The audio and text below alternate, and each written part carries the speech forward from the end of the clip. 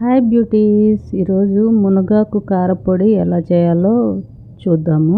దానికి కావాల్సిన ఇంగ్రీడియంట్స్ వచ్చేసి ధనియాలు, శనగపప్పు, జీలకర్ర, ఉప్పు, వెల్లుల్లిపాయలు, పొట్టు మినపప్పు, ఎండుమిరపకాయలు, మునగాకు కడిగి బాగా ఆరబెట్టుకున్న మునగాకు.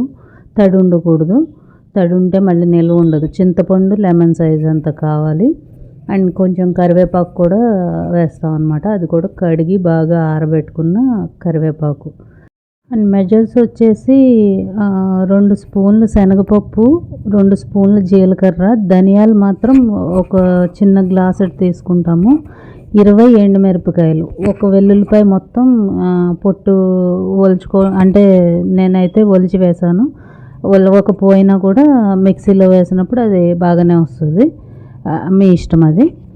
ఓకే, ఇవన్నీ కొంచెం బౌల్లో ఆయిల్ వేసి వేయించండి లైట్గా. ముందు శనగపప్పు వేసుకొని వేయించుకోవాలి. అది కొంచెం కలర్ వచ్చిన తర్వాత ధనియాలు, జీలకర్ర, ఎండుమిరపకాయలు వేసుకొని వేయించి ఒక పక్కకి తీసేసుకోండి. ఒక ప్లేట్లోకి తీసేసుకొని అందులో మునగాకు, కరివేపాకు వేసుకొని మళ్ళీ కొంచెం వేయించుకోవాలన్నమాట. మునగాకు కారపొడి హెల్త్కి చాలా మంచిది కదా. అది జనరల్గా మునగాకు మనం పప్పు అయినా ఏ రూపంలో తీసుకున్నా కూడా హెల్త్కి చాలా మంచిది అది.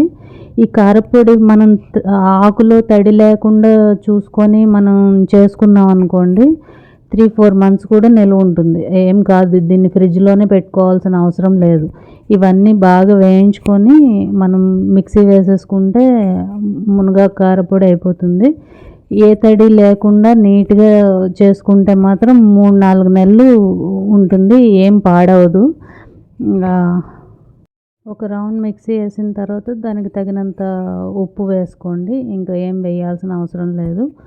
మిక్సీ వేసిన తర్వాత నాకైతే ఇంచుమించుగా 200 గ్రామ్స్ కారపొడి వచ్చింది. దీన్ని బాటిల్లోకి తీసేసుకోవడమే. ఇది ఈరోజు వీడియో. మీకు నచ్చితే లైక్ చేసి, షేర్ చేసి, సబ్స్క్రైబ్ చేసుకోండి. Thank you.